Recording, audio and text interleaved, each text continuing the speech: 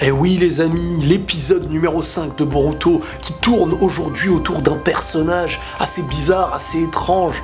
Quelque part, il a l'air lié à Orochimaru, celui qu'on a aperçu à la fin de l'épisode numéro 4 de Boruto, Mitsuki. L'épisode tournera autour de lui, mais qui est Mitsuki, pourquoi il apparaît, les réponses dans cet épisode, les réponses aussi dans cette vidéo. L'épisode numéro 5 commence avec un individu bizarre dans la ville qui a l'air de semer un petit peu le trouble en lançant des petites boules de feu, quoi. Alors on se dit qu'est-ce qu'il veut, qu'est-ce qu'il a, mais on remarque très rapidement que il est possédé un petit peu, comme avait pu l'être Denki, Metal Lee, etc. Donc là, on se rend compte quand même que ce genre de possession bleutée, là, bizarroïde, commence à toucher un petit peu du monde, de plus en plus. À chaque fois qu'une personne a l'air d'être déprimée, qui se remet en question, qui est mal dans sa peau, directement cette chose-là a l'air de l'atteindre. Donc ça a l'air récent dans la ville, on se dit pourquoi, qui fait ça, et quels sont les intérêts aussi de cette chose-là. Bref, l'individu a l'air de très bien connaître Iwabe, étant donné qu'Iwabe lui dit lui-même il y a quelques jours tu me cirais les pompes, quoi. Bref, c'est après une petite course-poursuite entre nos amis et ce personnage que on a aperçu qu'il est dans une allée un petit peu sans issue,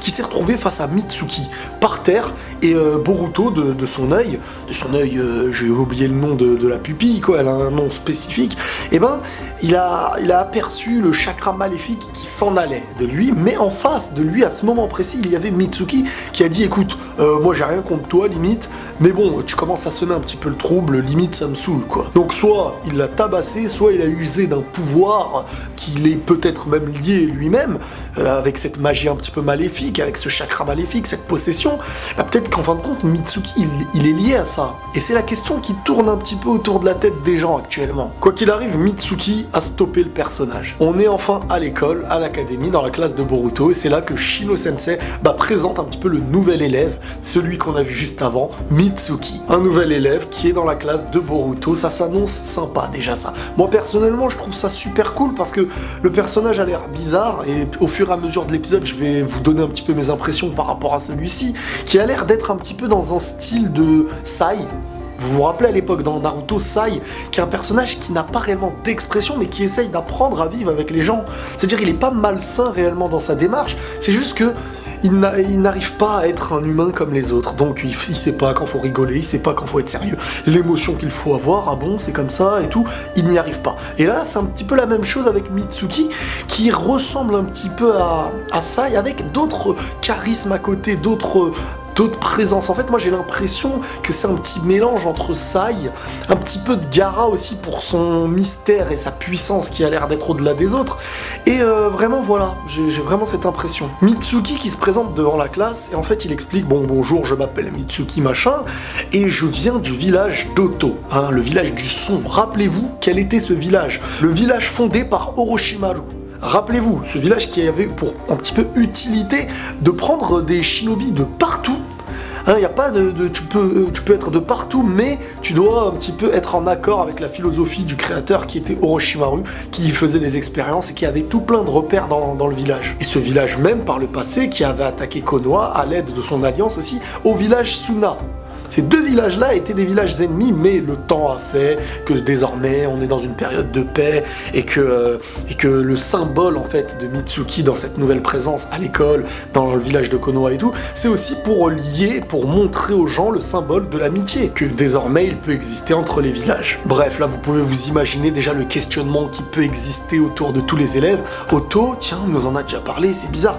Il a l'air bizarre. Les filles, il est beau gosse. Les garçons, tiens, d'accord, il a l'air fort. Est-ce qu'il est fort? Est-ce que, voilà, les questions très souvent de puissance sont liées à Iwabe, étant donné que lui-même est assez en avance sur son temps et qu'il aime bien, tu vois, dès qu'il y a un nouveau, le tester au combat, quoi, comme on a vu avec Boruto, etc. Mitsuki choisit directement de s'asseoir à côté de Boruto. Alors ça, tous les liens qu'il y aura entre Mitsuki et Boruto seront un petit peu intrigants, et je trouve qu'il y a une raison à tout ça. Je pense vraiment que Mitsuki, pour l'instant, il y a quelque chose avec Boruto, et on va même apercevoir après, je vais vous dire un petit peu pourquoi je pense ça. On a dans cet épisode Boruto ensuite qui est envoyé au tableau pour essayer de résoudre certains problèmes, comme à l'école, de manière logique et tout. Sauf que Boruto a l'air de le résoudre un petit peu, mais à sa manière.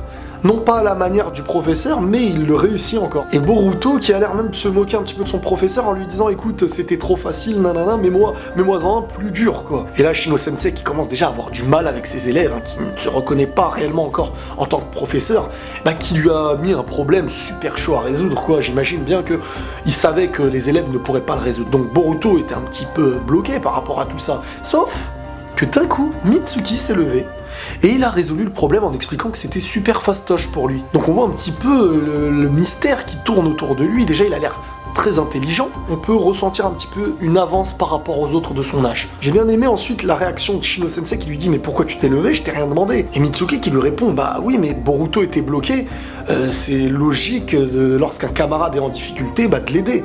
Donc il a une belle logique déjà quelque part. On peut pas dire qu'il a un esprit maléfique dans sa vision des choses. En tout cas, pour l'instant, à part s'il joue un jeu, il a l'air réellement sain dans sa démarche. Bien qu'il est étrange, c'est vrai. Désormais, c'est la place de l'entraînement au combat. Alors, Iwabe et Boruto qui commencent un combat, et c'est intéressant, mais on s'en fiche, hein, le combat, c'est l'essentiel, c'est ce qui nous attend. C'est Mitsuki qui va combattre contre Iwabe. Là, j'étais content parce que je voulais réellement ce combat. Je voulais réellement le voir parce que on sait que Iwabe a un bon niveau, hein, peut-être l'un des meilleurs niveaux même de son école. Et désormais, il y a le début de combat entre Mitsuki et Iwabe. Donc Iwabe, d'un air arrogant, lui dit... sans réellement calculer le truc, tu vois, mais je précise parce que vous allez comprendre à la fin du combat. Iwabe lui dit donne-toi à fond. Et c'est là que dans la tête de Mitsuki, il s'est dit ah bon, je peux? Bah écoute, d'accord, pourquoi pas. Et donc à peine Shino qui allait dire Hajime, qui allait lancer le combat, même pas il avait descendu son bras, que Mitsuki s'est donné directement dans le combat et c'était un petit peu un massacre. Il avait l'air en avance de manière, que ce soit par la vitesse, par la puissance, par la technique, et il avait pas l'air réellement de tout donner en plus de ça. Donc Mitsuki, on a vu un petit peu son pouvoir, on avait un petit peu son corps à corps, et à la fin du combat, il s'est mis dans le dos de Iwabe et il l'a étranglé. Il allait même le tuer en fait. Le professeur Shino Sensei n'arrivait pas à le retirer, Boruto n'arrivait pas. Donc là, il y a eu une petite peur. On s'est dit, oula, il va le tuer ou quoi? Jusqu'à ce que Boruto lui demande d'arrêter. Et Mitsuki lui a obéi. Deuxième chose étrange entre Mitsuki et Boruto, c'est que Mitsuki a même dit, je n'ai pas envie de te décevoir. Donc en gros, Mitsuki, on dirait, il a une mission, qu'elle soit par quelqu'un ou par lui-même, envers Boruto. Comme si Boruto avait réellement une importance pour peut-être l'élévation ou l'avancée de Mitsuki. En tout cas, Mitsuki a l'air de mettre beaucoup d'importance à Boruto, pour des raisons saines ou des raisons malsaines pour l'instant, je sais pas. Boruto qui lui a dit clairement même va t'excuser envers Iwabe, et c'est là que Mitsuki lui a dit bah écoutez, d'accord, mais moi on m'a juste dit en fin de compte de me donner à fond. Donc je me suis donné à fond. Et là, il y a des choses à analyser parce que, en fin de compte, Mitsuki ne se rend pas réellement compte des choses, en fait, là. Mitsuki, là, il est un petit peu dans un délire où le fait même d'en arriver à pouvoir tuer ne le choque pas. Ça lui fait pas réellement peur, en fait. Et de là à ne pas connaître ses limites, bah, indirectement, on dirait qu'il n'a pas des sensations humaines, qu'il n'a pas d'émotions. Donc c'est ça un petit peu qui me rappelle ça, et sauf que le fait d'en arriver à la mort de quelqu'un sans réellement s'en rendre compte, sans réellement que ça puisse te toucher, uniquement parce que l'autre t'a demandé de te donner à fond, bah c'est bizarre, qu'est-ce qu'il y a, t'es pas un humain ou quoi? Et voilà, c'est les petits questionnements qu'il peut y avoir par rapport à celui-ci. De l'autre côté, il y a aussi le questionnement de l'obéissance envers Boruto, le fait que celui-ci reste à ses côtés, et qu'il a l'air un petit peu d'en avoir besoin, en fait. J'ai plus envie de dire qu'il a l'air d'en avoir besoin pour l'instant que le fait de l'apprécier, parce qu'il le connaît pas encore, vraiment. Mais il a l'air de le connaître. Parce que fin d'épisode, il les analysait de loin, il les espionnait, on dirait. Dans cet épisode, directement, il reste avec Boruto. On verra. On a ensuite, dans la soirée, Shino qui mange avec Kurenai, un petit peu une ancienne du village, et elle lui explique, elle lui donne des conseils par rapport à l'enseignement, vu que celui-ci a l'air d'avoir vraiment du mal, et il cherche un petit peu refuge envers les anciens pour être conseillé, comme on a pu le voir, même si Konohamaru n'est pas un ancien, mais il lui avait demandé des conseils. Dans cet épisode-là, il a demandé conseil à Kurenai, et ensuite il aura demandé conseil à Iruka Sensei, qui Iruka lui-même est devenu directeur. Et Kurenai, j'ai bien aimé son conseil en lui disant écoute, c'est vrai que t'es pas doué, hein, en professeur et tout, mais sois toi-même. apporte la confiance aux autres, apporte la confiance aux élèves un petit peu avec ta propre façon de faire et n'essaye pas réellement de faire selon une ligne de conduite. En gros, si tu es professeur, eh ben, il faut que ça dépende de ta manière de fonctionner. Si on t'a mis là, c'est réellement pour la personne que tu es. La nuit continue d'avancer et on a une vision qui est très belle, mais qui est assez vraiment étrange dans le sens où on voit Mitsuki tout seul sur le toit d'un bâtiment qui parle tout seul au début. Et après, on a, enfin en tout cas moi j'ai l'impression qu'il discutait avec le petit serpent qu'il avait. Donc il est avec un serpent. Le délire de possession, c'était aussi un truc lié au serpent. Là, on peut faire un petit peu le rapprochement, même si, attention, peut-être qu'on nous met dans une fausse route et j'y pense aussi. Mais dans ce moment étrange, Mitsuki parle avec son serpent. Du style, il expliquait un petit peu à son serpent, qui avait l'air de lui parler, sauf que nous, on n'entendait pas réellement la discussion, on n'entendait que les réponses de Mitsuki qui disait écoute, pour l'instant, tout va bien. Et à la fin, il y a un lien métaphorique, j'ai envie de dire, en disant comme si je dois trouver mon soleil. Comme si il se peut que cette personne soit mon soleil. On sait tous, hein, mon avis en tout cas, qui parle de Boruto. Et là, j'ai plein de théories dans ma tête. Je me dis, si on fait le rapprochement Boruto-Naruto, Naruto, comment il a pu faire changer des gens maléfiques par le passé, comme Sasuke lorsqu'il était parti du côté obscur, Nagato, j'en oublie des centaines et des centaines, tellement Naruto a eu des discussions, a eu un mode de vie, a eu une sincérité et clairement, il aurait pu donner sa vie pour faire changer les gens. Et Boruto, c'est son fils. Donc, peut-être que quelqu'un qui est lié à Mitsuki, au-dessus ou ailleurs, l'aurait missionné pour aller vers Boruto afin que celui-ci soit un petit peu son soleil, afin de le faire trouver sa voie ou quelque chose du style, quoi. On revient à l'école, c'est le lendemain, et Shino écoutait les conseils de Kurenai Sensei, et celui-ci a dit, bon, je vais faire à ma manière. Il a décidé d'organiser une grande fête pour l'arrivée de Mitsuki, afin qu'il y ait un petit peu plus de connaissances entre les élèves, et il s'est rappelé que dans sa vie, lui-même, il avait certains problèmes, et c'est l'amitié qui l'avait un petit peu soudé, qui l'a fait grandir et qui l'a fait évoluer. Donc il a voulu un petit peu utiliser cette science qu'il avait dans cette tête, ces souvenirs du passé, pour en fin de compte créer cette fête et utiliser Mitsuki pour qu'il fasse connaissance avec les autres. En tout cas, voilà, c'était fait d'une très bonne manière, avec tout autour de la fête, des nounours, des trucs gonflables et tout ça, que vous allez comprendre après comment ça se fait, quoi. Au début, la fête était top. Mais vous savez, Shino Miskin, il a un petit truc, le gars. On dirait que à chaque fois qu'il veut faire les choses bien, ça se finit mal, tu vois. Je vous ai dit qu'il y avait des peluches, des trucs gonflables et tout ça derrière, qui se sont mis à bouger, en fait, tout seul. C'était fait pour animer un petit peu la soirée. Sauf que, il y en a un qui s'est un petit peu approché, qui a touché les nounours et tout ça, et...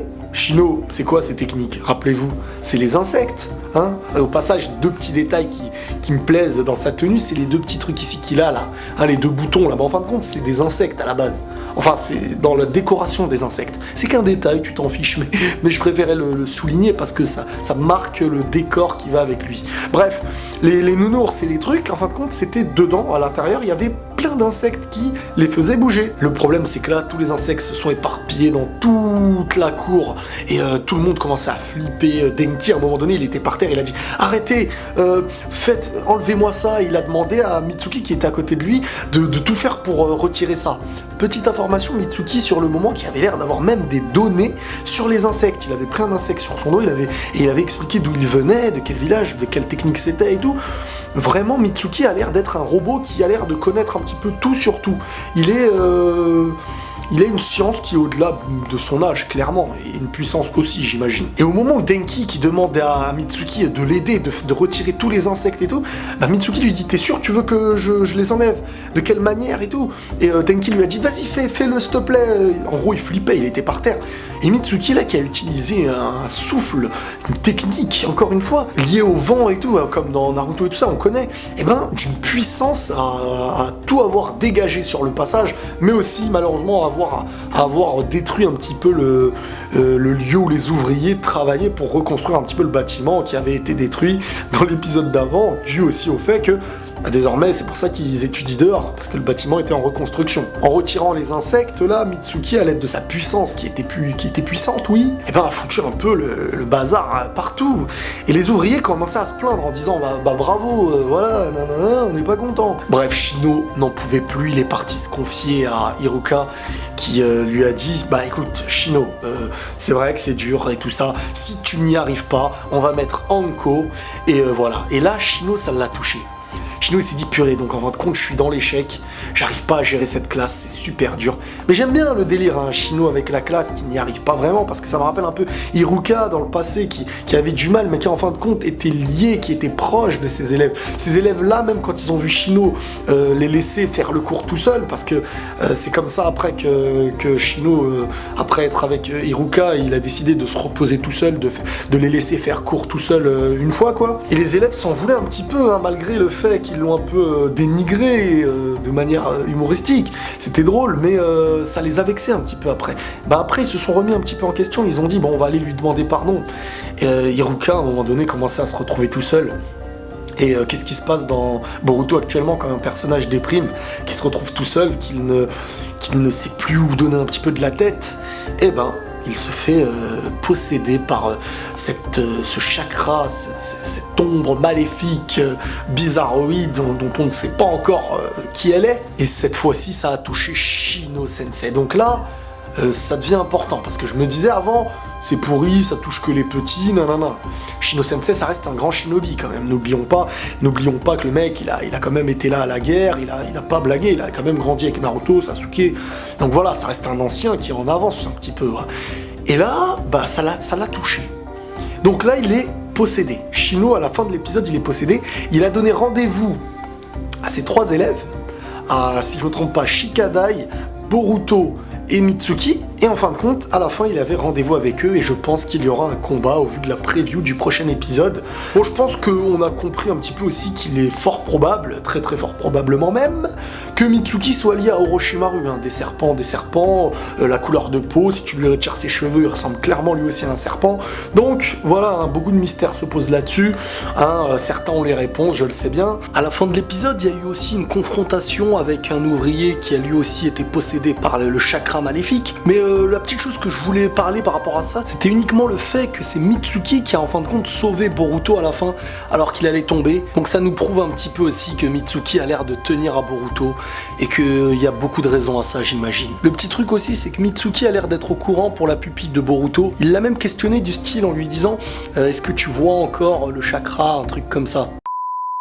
J'espère les amis que cet épisode et que cette review vous aura plu comme d'habitude, ça fait plaisir. N'hésitez pas à liker à fond comme vous le faites, à tuer les commentaires pour lancer vos théories, etc. Et abonnez-vous et réabonnez-vous aussi, parce que YouTube méchant, hein, vous avez compris, il désabonne. Voilà les amis, prenez tous soin de vous et la paix sur vous.